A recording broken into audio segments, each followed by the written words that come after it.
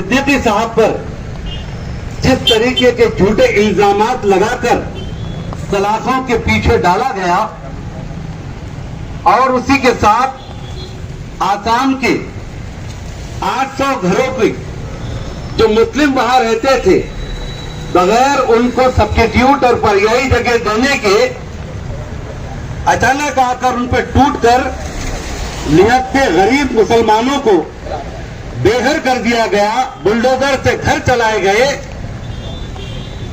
वो वीडियो देखकर ऐसा लगता है कि ऐसा भारत का तस्वीर हमने नहीं देखा था, ऐसे हिंदुस्तान का ख्वाब हमारे बुजुर्गों ने हमको नहीं दिखाया था। जिस किस्म के माहौल को तैयार किया जा रहा है, अभी मुझसे पेशरो नौजवान ने जो लंबी तारीख यहां पर बयान की, मैं मुख्तसर ये कहूंगा कि नजर न आएंगे चेहरे न जाने किस किस के, दुआएं मांगिए महफिल में रोशनी कम हो।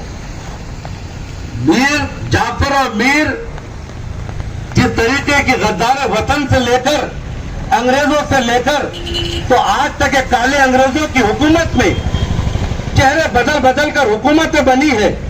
मैं नाम इसलिए नहीं लूंगा कि मैंने शेर में अपनी बात आपकी तरफ इशारा कर दी है। हिकमत और तदब्बर ये मोमिन का हथियार है। आज हमारा टारगेट योगी सरकार है। योगी सरकार, आसाम सरकार, यानी दोनों बीजेपी की सरकार है। लिहाजा मैं दीगर सरकारों के मजालिम और उनके अत्याचारों को इसलिए हाईलाइट करूंगा कि तदब्बर और हिकमत ये मोमिन का हथियार है। याद रखिए, हम जिसके सामने हमारी बात कह रहे हैं, अगर हमारे दिल में बात आ जाए कि प्रेसिडेंट ऑफ इंडिया भी ये बीजेपी की रबर स्टैंप है, तो फिर किसके पास इंसाफ मांगेगा।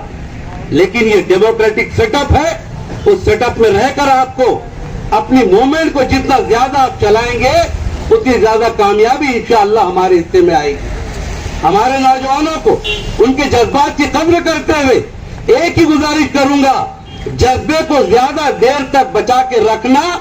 मुसलसल डेमोक्रेटिक तरीके से कॉन्स्टिट्यूशन ने, दस्तूर ने दिए हुए इख्तियारात को इस्तेमाल करते हुए अपनी बात पर जान निछावर करने की कोशिश अगर कोई करे हमारी जान लेने की, तो निछावर करने की ताकत होकर लंबी मूवमेंट चलाना यह आपकी कामयाबी होगी। शॉर्ट टर्म मूवमेंट नहीं चलती है, शॉर्ट टर्म मूवमेंट कभी कामयाब नहीं होती है। लिहाजा इस बात का ध्यान रखें। मैं आपको डरा नहीं रहा हूं। अगर हम इज्तिमाई तौर पे अहिंसा के रास्ते